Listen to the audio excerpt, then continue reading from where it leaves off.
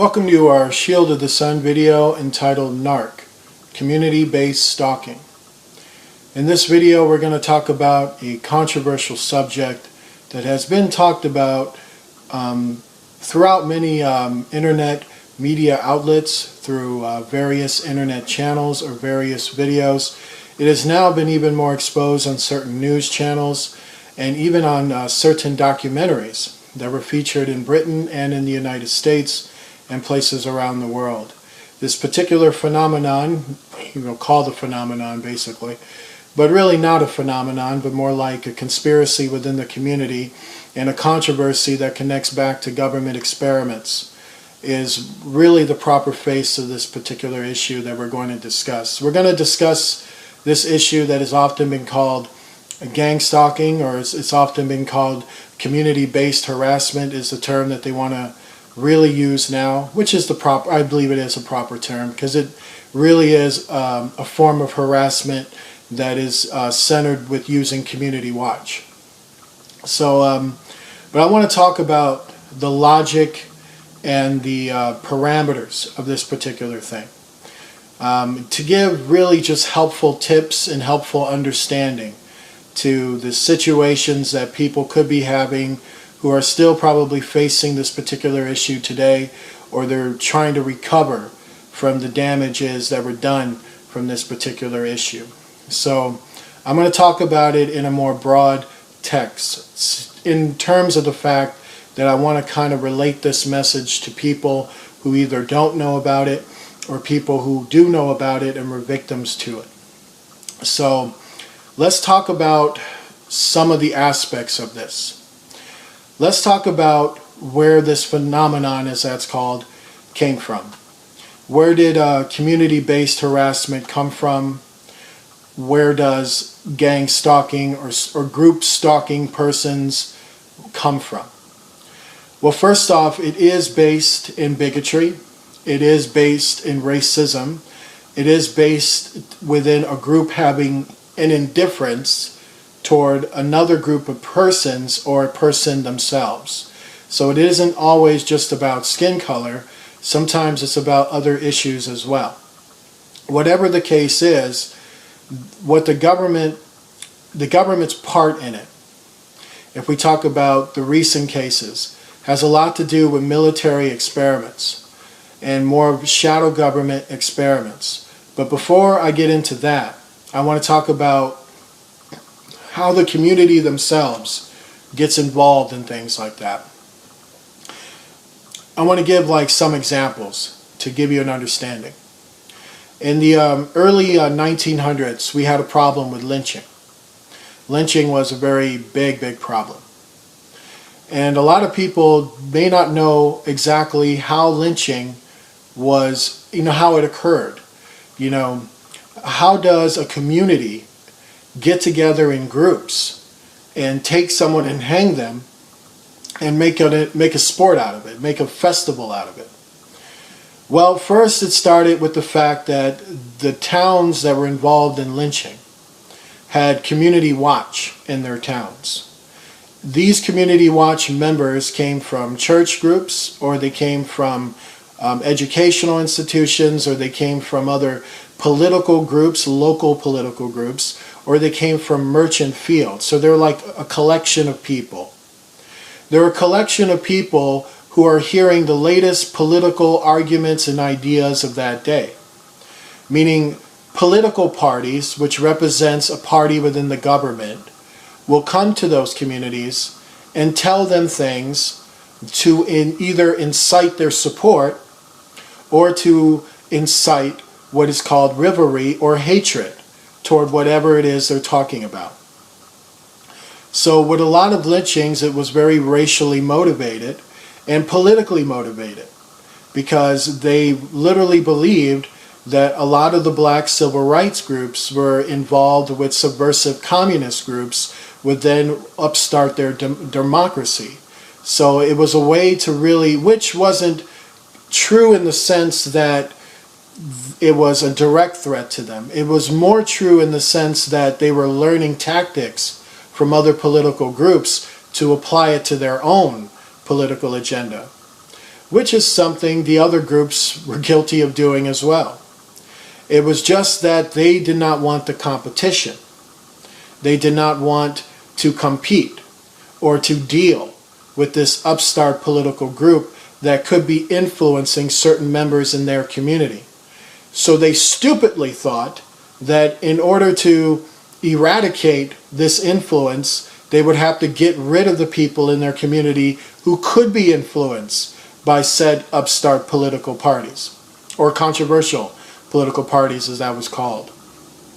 So one of the ways they started doing that was they were told by these more radical members of these political parties to make examples out of them, to discourage others from listening to other political parties or other political ideas they do not agree with.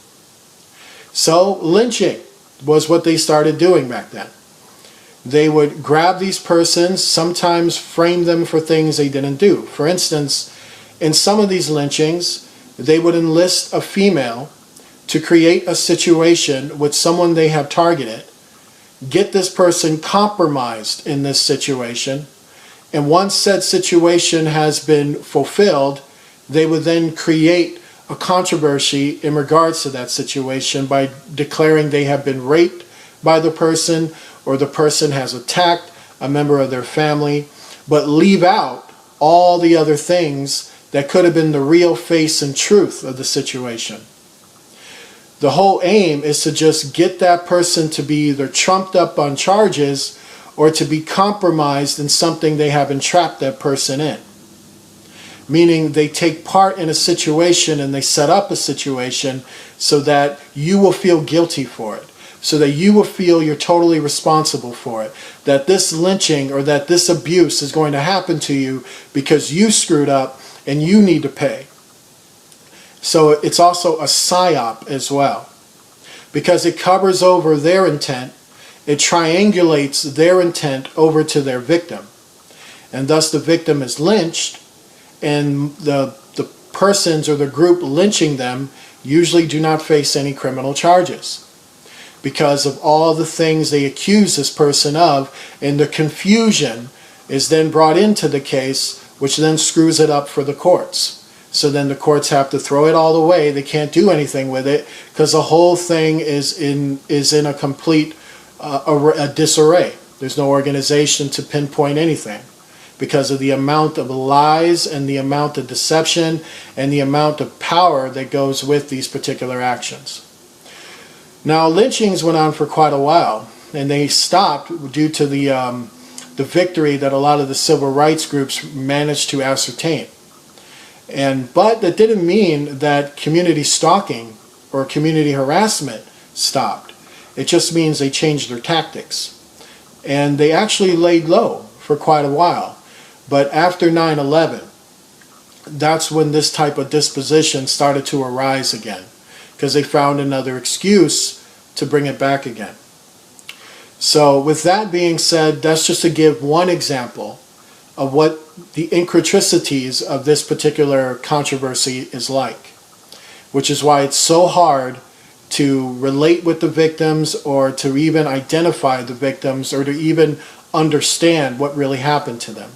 Because by understanding what happened to them is also exposing this racist, dictatorial, indifferent element in their community who just happen to be the community leaders, who have this image of they can do no wrong and that they're good people and blah, blah, blah, and things of that sort. They hide behind the facade of piousness. And so because they hide behind the facade of piousness, it's hard to identify them. So that's why this video is entitled Narcs, because the truth is the people who take part in community harassment, who engaged the lynchings in the past and who engaged these mind control gang stalking methods of today, happen to be narcissists. So you have to understand what that is all about. These people who do that usually are narcissistic people. They hide behind a facade of piousness because this is what they're all about. They're all about the image. They're all about what they can present. So to understand it, a narcissistic personality is someone who has no compassion. They have no empathy. The other aspect about them is that they become bored in life and they find enjoyment in abusing people and setting up situations that would be so horrible for people and so unfathomable to other people that then they laugh about it and they get their rocks off on it. They enjoy it. Narcissist people, to understand it, every family on earth has one. You may even have 2 or 3. Every family on earth has a Cain. They may have 2 or 3 Cains. Every family on earth, every culture on earth have evil persons born in their family. Sometimes a household may be without their Cain. Their Cain could be their uncle living in another house, or it could be their brother living in the house, or their sister, or even their mother or their father. It's a characteristic trait when it comes to narcissism. It's connected with a generational curse. It's connected with demonic activity. It's connected with the soul personality of Satan himself. And this particular disposition, when a person is a narcissist, they're very different from other people. They're also very secretive. They're also very elusive. And they're very hard to catch because they misdirect and they triangulate everything they do. Most narcissists today are covert. They used to be overt, but they learned that being overt got them caught up in too many problems, so now they've learned to be very covert. They target specific members of their family and see if they can get them involved in certain harassment groups in order to ruin their lives. That is really the true face of community-based harassment, or what you call gangstalking. This is where the government element comes into play. The government knows that there are community groups that are hateful. The government knows that there are family members within families who will use other family members for their own amusement and enjoyment. There are government agents that can identify the narcissistic members of your family. And there are also government agents that can identify church groups, community groups that have hateful dispositions. One of the things our government wanted to do in the late 90s is that they developed a lot of EMF technology, a lot of electromagnetic frequency technology. They came in the size of watches and the size of buttons and the size of remotes. But the thing was, they didn't have a real good agenda in terms of how to experiment with that. They were experimenting around the world, using it on other people there, mostly in the NATO countries, where they were able to have that access. And then they started experimenting on their own people. They started applying this justification in the 2000s, and then they received legal justification on their own end in terms of the CIA operation when 9/11 hit. Because when 9/11 hit, they gave them the excuse to have Homeland Security and to enforce the invasion of our rights, the invasion of our privacy, and it enabled the military, or the shadow side of the military. I'm not talking about the open military, by the way. I'm not talking about the regular Army or the regular Marines. I'm talking about the experimental black side of the military. We're talking about places where military projects take place under classified means, meaning people who've been in the military have probably heard about it, maybe they've seen it, maybe they have experienced it, but they're not directly involved. The people involved are involved in the classified projects, which connects with Central Intelligence and NSA. Now, these guys always got crazy experiments, nutty experiments, things that'll make your stomach turn inside out. Some pretty sick stuff. One of the sick things they wanted to do was they wanted to infiltrate these community-based groups that were hateful, and then get a hold of certain families that those community-based groups can use in order to target certain people in those families to experiment these devices on them. So the first thing they did was they started recruiting people in these communities.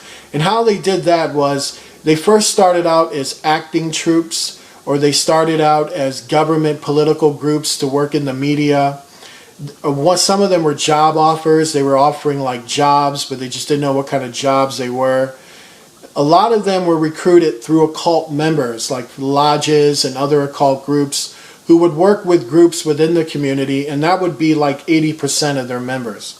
And then to fill out the rest of the members, they would sell them on different opportunities they can have if they take part in certain government experiments, and that's how they recruited the rest. But everyone they recruited usually had a narcissistic, racist, bigoted, ignorant mindset. They were usually people with a very low IQ. They were hardly college educated. They were hardly smart or intelligent. They didn't have a lot of understanding of other people's feelings. And these were people living in a bubble and living really within their narcissistic mindset. They were willing to work with the government in selling out people in the community.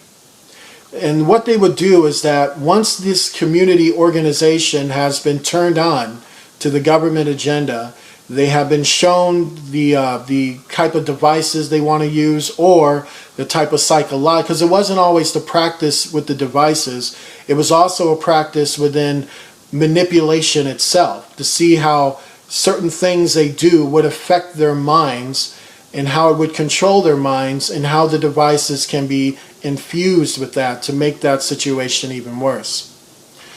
So these people actually were paid for a time. They're actually given a home, and they're given this station for a time as they engage in a period. Sometimes it's from anywhere from 2 to 4 years when victims are receiving this. So what happens is, once this community is set, once these people are committed to this government project, they then seek out a family. They look for a family that they can target, and it's usually a family that is not like the rest of their neighbors, meaning probably not racist, probably not bigoted, probably, they got other problems. They could be even occult members, but not as bad as others. So they're usually families that they consider to be weak, they consider to be not as important, which they would consider to be expendable. That's how they see this crap, by the way. They have no compassion. So you have to remember that. They see everything as what could be expendable. Usually, if it's like a prominent Spanish family, or a prominent family that could be white but not like everyone else, or even like a Spanish family, just a family that lives or is enabled to live in their communities that they really don't like, and now they have a way to mess with them, what they then start doing is finding ways to infiltrate that family. So if they're like targeting a son in that family, they'll send him like a girlfriend, and then that'll get him to be introduced to it. They'll be real friendly with him, but really get him to have ideas to turn against his family. The other assets they do is that if they can't do it with him, they'll go to the family members themselves. What they're looking for with family members is they're not going to go to all of them. They go to the leader. They go to the most influential member of your family. And then the key point with that is that they have to go to the narcissistic member of your family. So let's say the influential member of your family is not a narcissist. They won't be able to work with him. But let's say there's someone in his family that helps him out, and he or she is a narcissist. They go to that person. They'll turn that person on to what they're doing, get that person to manipulate the members of the family to their ideas, all in an effort to target this individual and their family. The reason why they're doing that is because they want to get the family members of that individual to turn on that individual, so that that will make his or her life completely ruined, completely shattered, and they'd be in a disillusionment about what's really going on because they've been totally lied to. Now, when they're successful at getting the narcissistic members of your family to use their other family members to turn against you, then what they have is a community-based organization that is ready to pounce on them, and they have family members in their pocket that will not help said victims when community members pounce on them. Now, this is where police action comes into play. To go to the cops and tell them that you're being community stalked by a community-based organization, the cops will look at you like the criminal. They won't help you if you come like that. Because the truth is, cops work cops in America, I'm not talking around the world, but I'm talking in America. They work at local and state levels. So if there's a federal government with an agenda, an experiment, and with some type of hidden intelligence authority enabling themselves to work with communities that cops, community-based organizations that cops have to work with, police officers, who generally get their information from them in regards to understanding the community they have to patrol, they will not help the victim, because the victim is being targeted by the government, and the victim is being targeted by the community watch that generally the police officers trust. The reason why the police officers won't help them is because they don't believe them. Generally, they're trained to hear stories like that and think that he or she just needs to go to a mental hospital, or they could be off their meds. Now, the police officers who do know that this stuff is going on are literally told to protect the community harassers and not their victims. Because the community harassers are already convinced that the victim is a bad person, because that's what they've been told, or that's what they are telling themselves to believe in. The family members of the victim also doesn't believe the victim, because they have been turned against the victim. So what you now have is this victim is totally alone, with no support, with no family, no community, and not even law enforcement.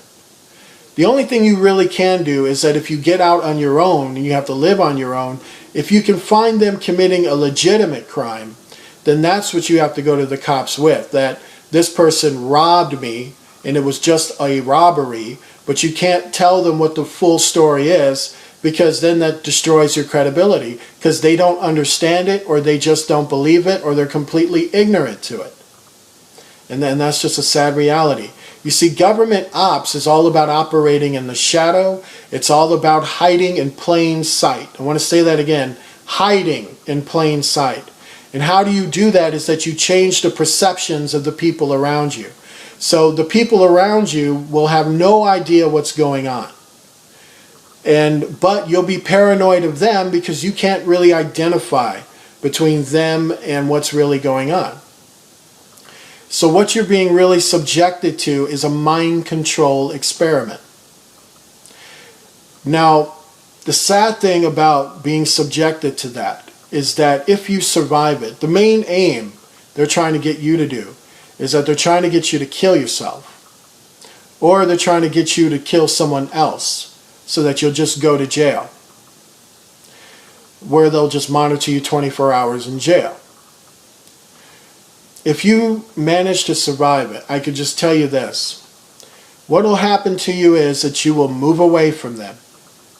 You will discover the truth of what really happened, and the best advice to give you on that end is called no contact at all. If your family members were involved in that, if your family members listened to a narcissistic member of your family to initialize these hateful things towards you, and you found out that that was the case, and you contact them again, you're a sucker.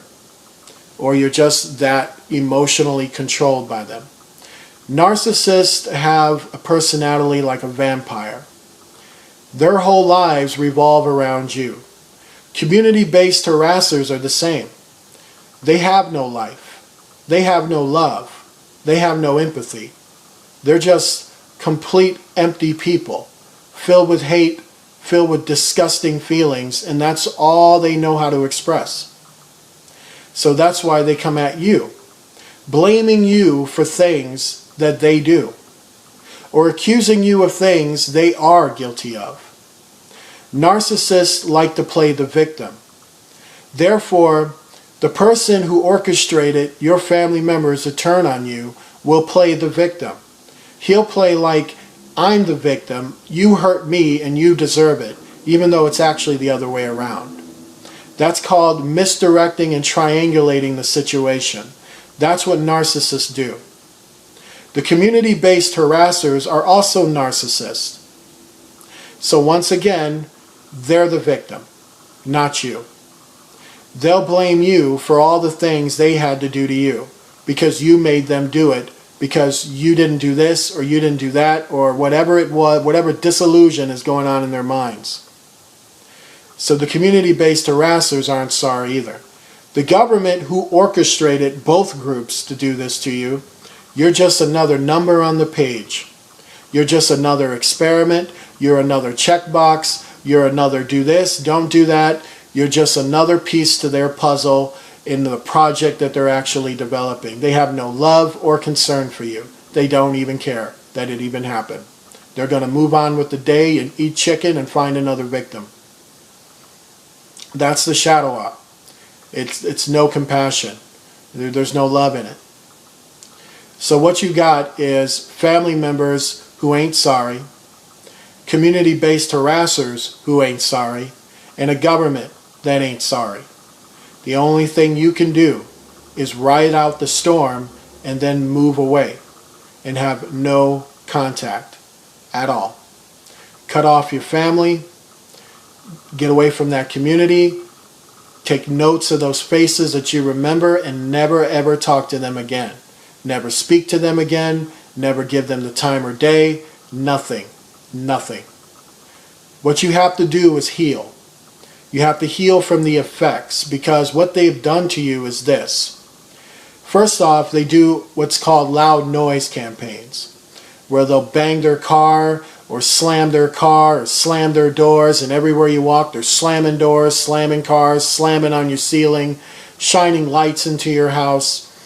What they want to do is get you to associate those noises with your abuse, because those are common sounds that you hear out in the world. People closing their door, people playing their music, all those type of things. Those sounds are common. However, they're not supposed to be like overly common that you're hearing them all the time. Usually, stalkers use common sounds so that you would associate your pain with those sounds. And that will inadvertently make you paranoid with normal people around you. So therefore, some guy could just be getting out of his car, he's just slamming his door, but you're taking it personally because some personal stuff happened to you using sounds like that. So this is what you're going to have to heal from. You're going to have to go somewhere else and heal from this. Heal from the effects and learn how to live, or learn how to heal and live with this pain that you have. And the only way you can do that effectively. Now, I know some people can refer you to a psychologist and all that. I'm referring you to Jesus Christ, because that's who helped me. That's who will help a lot of you. You can be delivered from it. The simple fact is that these community-based harassers can't do that for the rest of your life, nor your family, nor the government op on you, because the money runs out.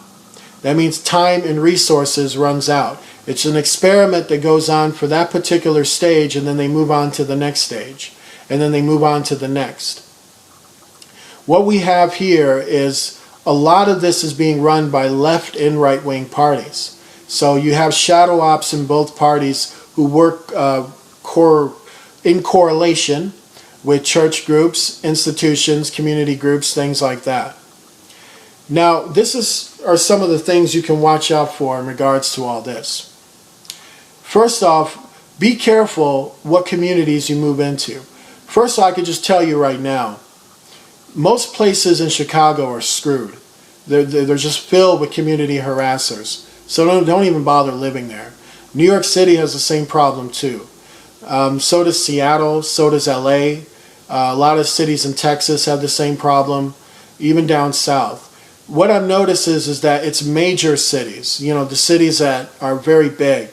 They have certain communities or community watch in certain neighborhoods who don't like outsiders, who don't like new people moving in, or people they don't like moving in.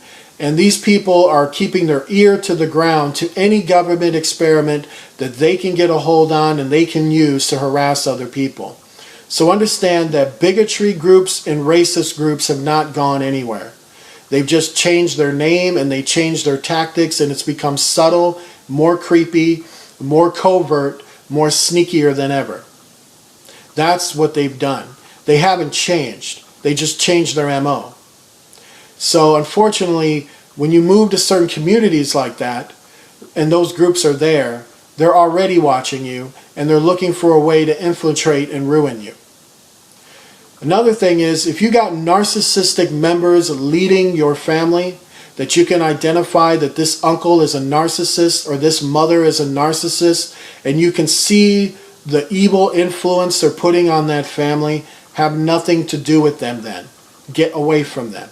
Get far away from them. Change your phone number. Cut them off. Pretend like you're not even their family member.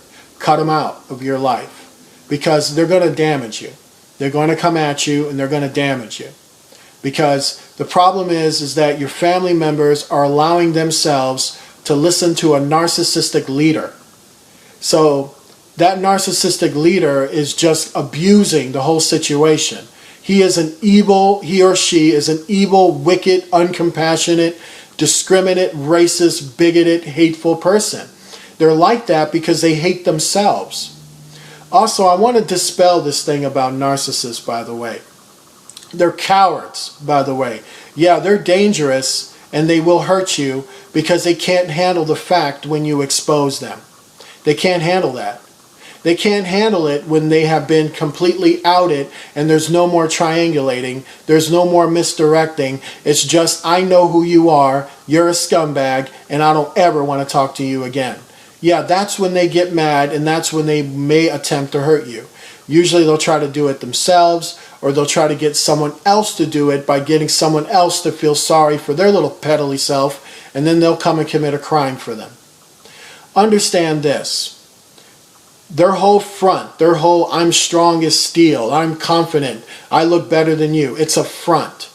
It's somebody wearing nice clothes. It's somebody who exercises too much. It's somebody who learns rhetoric too much. It's someone who learns how to manipulate and be a sicko far too much. But it is a front. Deep down inside them, they have no life, they have no character, they have no honor, and they definitely have no inspiration for anything. They're empty, they're shells, and they're meaningless. The whole universe can see it. The only ones who don't see it is the world, because the world is too consumed in fakeness. Narcissists are fake people, fake to the bone, fake about everything. They are overly good at presentation. They're excellent at presentation, because presentation is all they got at the end of the day. Cut the presentation out and then find out what you have. That's when they want to hurt you, because they don't want you to see it. They don't want you to realize it, because then the whole game is up and then everyone sees who they are. So understand, that's what narcissists feed on. So do not feed it. Don't admire their clothing. Don't admire their stance, their presentation. Piss on it if you got to. Ignore them. Have nothing to do with them. And don't buy into their lies, because they're nothing. They're nothing at the end of the day. All they got is you. All they got is the people they're using. All they feed on is that control. When that control is broken, then what do they got? Nothing. Period. That's the same thing with community-based harassers. You have to stop looking at them as if they're righteous, as if they're pious, as if it's just a misunderstanding or it's just confusion. No, there's no misunderstanding. They targeted you under a bigoted, logical, in their mind, discriminate point of view. They targeted you in that way. They already judged you. They already wrote you off. And they took money from a shadow government op existing in a different name, usually hiding in colleges and other institutions. Took money from them to harm and hurt you. You have to reflect on that. You have to really think about how evil that truly is, the depth of how sick that really is. So a lot of these things will affect you. They will ruin your life. They damage your life for quite a while. So to understand all this is that people who have been victims like this, to this type of harassment, it's not new.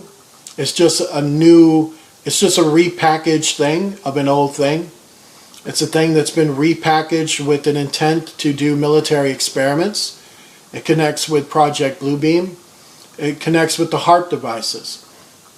Because HARP also has a side deal or a side operation involving Bluebeam, which is to involve these frequencies to be shot at people's heads to see what they'll do. And it just isn't enough for them to just radiate the entire population with it, but they want to target families, infiltrate those families, and see what it will do to somebody personally. And that's what the victims of what is called gangstalking and such names are truly victims of. That's what really happened to them. That they really were singled out by, first off, a government that saw opportunity there. They saw that community members didn't like those persons for whatever reason, and they were ignorant, racist, stupid reasons that came from hypocrites, so that should tell you something.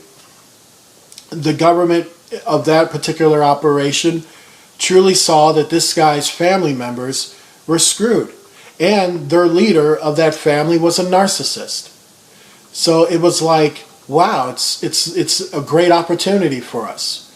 We can really go gung-ho with this guy or this woman and just see how it just turns out, because they don't care about you. They don't care about your life, and they don't care about how that affected you. The only one who cares is Jesus Christ. And he's the only one that's going to see you through something like that and help you to heal. Now, as for these people, do they benefit from such activity? Do these narcissistic family members benefit from such activity? Do these community-based harassers benefit from such activity? Does the government op benefit from such activity? Well, the end results have come in, and the answer is no. Most of the survivors actually move somewhere else, and they do rediscover their lives again. Most of the people who took part in hurting them have their lives ruined later on. You want to know why? It's a cycle of destruction. Narcissistic family members, when they can no longer abuse that family member, they will move on to another family member until they've done, destroyed all the members of their family, and then they themselves have nothing left. And then they're destroyed because they get exposed. The community-based harassers, when they're done destroying someone else, this leaves bad feelings among the group about what they just took part in. And thus they turn on each other, or they find another target, and then they turn on that target, and then that target kind of slips from them. But the main assets that happen with the community harassers is that usually when they're done their dirty work, they turn their dirty work on themselves. Because they're so hateful and they're so pumped up by what they've done that they can't help but to vent it on each other. Community-based harassers are like rats that eat other rats. They're like cannibals. They're parasites. They feed on each other, and this is what they feed with.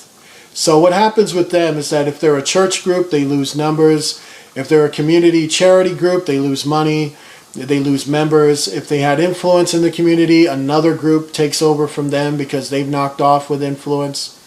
On the government ops part of it, it's a lot of money spent. It's a lot of time, resources spent.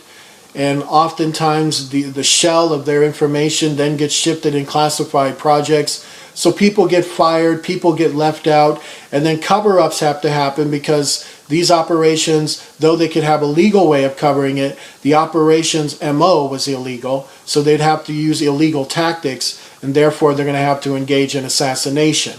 Meaning they're going to have to kill people who actually knew what happened to you in order to cover up their own end of things. So the people involved in it end up in real bad situations later on. So there's no reason to really get off your rocker about, I want justice, I want payback, I want them to feel what I feel. Believe me, I understand. I understand what you're feeling, you know, but you don't need to react that way. You don't need to even think about them. They're done. If you survived it and you're in the healing stages, what you have to focus on is healing your mind. healing your mind of the damage that was done. You're going to have to overcome the paranoia they did to you, the disillusionments they did to you, even the hateful feelings they put inside you. You have to start healing from all that, because a horrible crime has happened to you. It resulted in your life being taken away from you. And the only medicine to that is to restart another one. Because what that experiment did was destroy you. And you have to accept the fact that it was family members being misguided by narcissistic members of your family who did that to you. It was a community that, instead of looking out for you, decided to throw you under a bus, and they did it for fun. Their whole mindset was they were having fun. It was the time of their life. It was a magical moment for them to do all of that to you. This is where they get their rocks off. This is what they call fun. When someone else is bleeding, someone else is hurting, then they feel better. You know that's not normal. So be aware of the type of communities you move into. Make sure the people in that community you move into are generally educated to the point that they have expressed true intelligence. Bigotry is not intelligence. Clique groups are not intelligence. Community groups that are all about their own little group is not intelligence. Racism is not intelligence. Narcissistic people who are all about vanity and stupid things want to appear intelligent, want you to believe they're intelligent, but they're not. Their actions prove it all the time. A sign of a truly intelligent community is a community that would never do that in the first place. Let me say that again. The sign of a truly intelligent community is a community that would never do that in the first place. The sign of a truly intelligent family is a family that truly sticks together, and they do not allow things like that to arise. A truly intelligent family is ruled by intelligent persons and not narcissistic persons using their mind for evil. Narcissistic persons want you to believe they're smart. They're actually stupid. They may know how to count. They may know how to manipulate, but they're stupid. Look at the ideas they formulate with what they know. Who does it benefit? No one. In fact, it destroys and makes things worse. Stupid people do that. See, stupid people will find something and make it worse because that's all they know how to do, because the condition of being stupid is not applying yourself to the knowledge that cures it. They don't want to be corrected. They don't want to understand what they've done. What they want is to continue abusing you so they can feel better about themselves. The government, in terms of the shadow op on this, involving themselves in this, is what made Edward Snowden leave. This is the real reason Edward Snowden left. Why he left military intelligence and went to Russia. It was because that was the reason why. The shadow op involved themselves in communities and harmed American citizens who were no threat to anyone.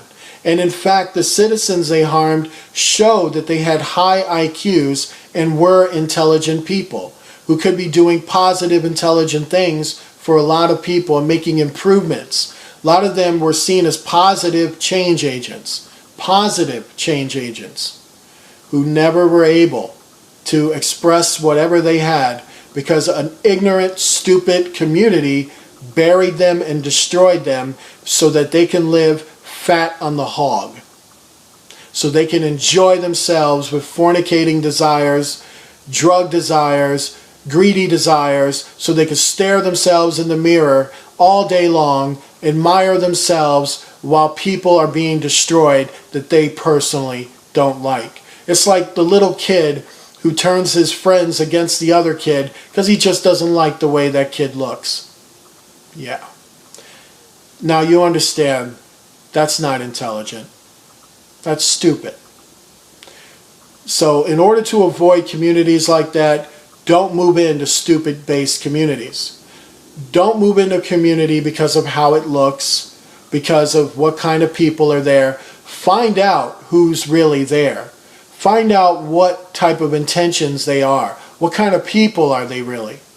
And if you do live in a community and you happen to discover it, stay away from it. Don't involve yourself with it.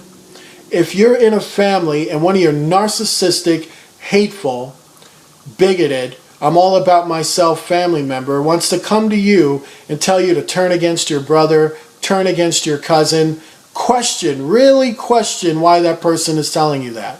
Why is that person setting up a situation like this? Why are we all taking roles and characters so that when this person comes through the door, why are we going to treat him? Why is this really happening? You have to really discover why. So understand that if you survive this, don't go looking for revenge. Don't go writing them letters. Don't go expressing what they did to you, because they don't care. The best revenge is no contact when it's all over with. I really hope this video helped you, because that's what it's really based to do.